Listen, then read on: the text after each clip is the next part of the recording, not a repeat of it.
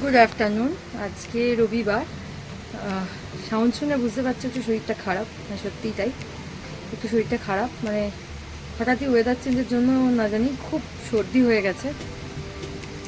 আর আমার দাঁতের এই পোর্শনটাতে, মানে দাঁতে হয়েছে না মাড়িতে হয়েছে কিছু বুঝতে পারছি না, ঠিক এই জায়গাটা বিভৎস ব্যথা, ফুলেও আছে বেশ অনেকটা। এই যে এই জায়গাটা পুরো ফোলা যাচ্ছে, তার জন্য হাঁ করতে পারছি না, ভালো করে কথা বলতে পারছি না, ভালো করে খেতেও পারছি না। মানে লিকুইড খেতে পাচ্ছি কিন্তু তাও খুব কষ্ট করে, মানে এপাশে তো কিছু চিবোতে পারছি না, সবই এপাশে চিবোচ্ছি, আর খুব পেন হচ্ছে।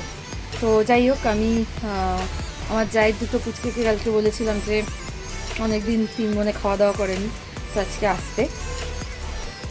তো আমি বেশি কিছু মানে রান্নাবান্না করিনি, আমি দেখাচ্ছি কী কী করেছি তোমাদেরকে। দেখা, এটাতে আলু দিয়ে চিকেন করেছি, কারণ বড়টা বড় হলেও বাকি দুটো খুবই ছোট, তাই জন্য ওদের একটু আলু লাগবে।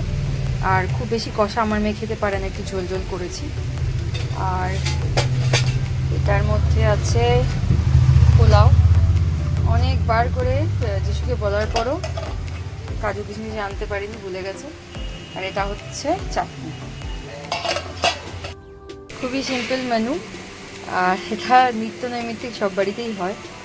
তো অ্যাকচুয়ালি ও কালকে আমাকে বলছিল যে আমার না ভালো লাগছে না, ও সত্যি কদিন ধরে খুব একটা কিছু খাওয়া দাওয়া করছে না, মুখের স্বাদটায় না জানি কোনো কারণে হয়তো ভালো লাগছে না, কিছু হতেও পারে অনেক সময়, বড়োদেরই হয়তো, ছোটো তো। তো ওই কারণে বললো যখন, আমি বললাম ঠিক আছে তাহলে একটা কাজ করো, কালকে আমি যা করবো তুমি তাহলে আমার কাছে খাও, যদি হাত পারলে খেতে তো খেতে ইচ্ছা করে। আর ও আমার রান্না খেতে একটু ভালোবাসে আর কি, খুব ভালো রান্না করি না, বাট তাহলেও ওই হয় না মানুষের একঘেয়ে খেতে খেতে, সেরকমই কখনো সেখানে আমার রান্না খেতে ভালোবাসে। তো সেই কারণে ভাবলাম তাহলে ও খাক আমার কাছে, বেচারা খেতে পাচ্ছে না যখন। আর বাপি এসেছিলো, বাপি এসে আমাকে পেয়ারা দিয়ে গেল, আর বসলো না কারণ মেঘ করে এসেছিলো, একদম ঢোকে পর্যন্ত তিনি বাইরে থেকেই চলে গেল, কারণ বৃষ্টি বৃষ্টি ওয়েদার, দুম করে যদি বৃষ্টি চলে আসে সেই জন্য। তো চলো আমি এবার ওদেরকে খেতে দিই, অলরেডি 2টো বাজে, রান্না আমার অনেকক্ষণ হয়ে গেছে, স্নান টান করার ব্যাপার ছিল বলে ওরাও নামলো, চলো খেতে দিই। হ্যাঁ ওটাই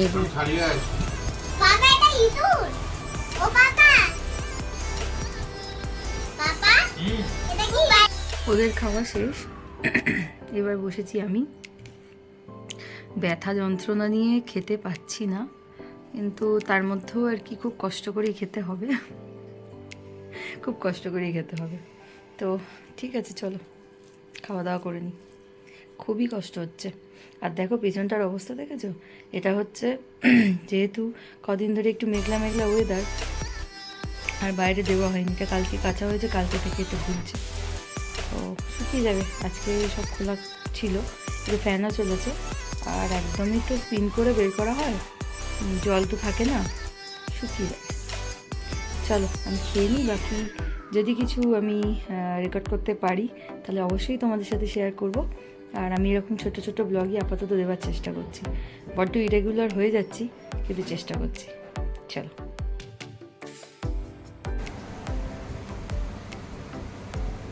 কি হয়েছে এটা? হ্যাঁ কি হয়েছে এটা?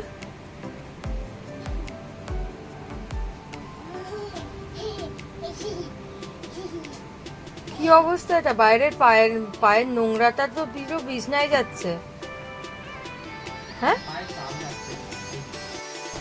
সন্ধ্যাবেলার চা আর মাম্মামের দুধ, কিন্তু যে চা খাবে সে কোথায় বসে আছে দেখো, মানে যে দুধটা খাবে, সরি ভুল করে বললাম, যে দুধটা খাবে সে কোথায় বসে আছে দেখো। বাইরের ওয়েদারটা কি দারুণ লাগছে, মানে একদম মানে বৃষ্টি আসবো আর প্রচণ্ড হাওয়া দিচ্ছে। তোমাদের ওখানে কীরকম ওয়েদার একটু জানিও তো প্লিজ, আমাদের এখানে তো এরকম ওয়েদার পুরো।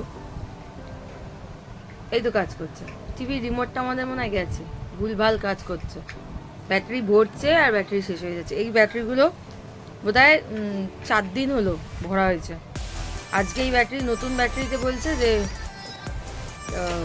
কি বলে রিমোটে ব্যাটারি নেই, ব্যাটারি ডেট। যাওয়ার ইচ্ছে ছিল একটা জায়গায়, জানি না এখন এত হাওয়া মানে হাওয়া, মানে তোমার যদি একটা গাছ দেখায় মনে হচ্ছে ঝড় উঠেছে, পুরো ঝড়ের মতন এরম এরম করে নড়ছে।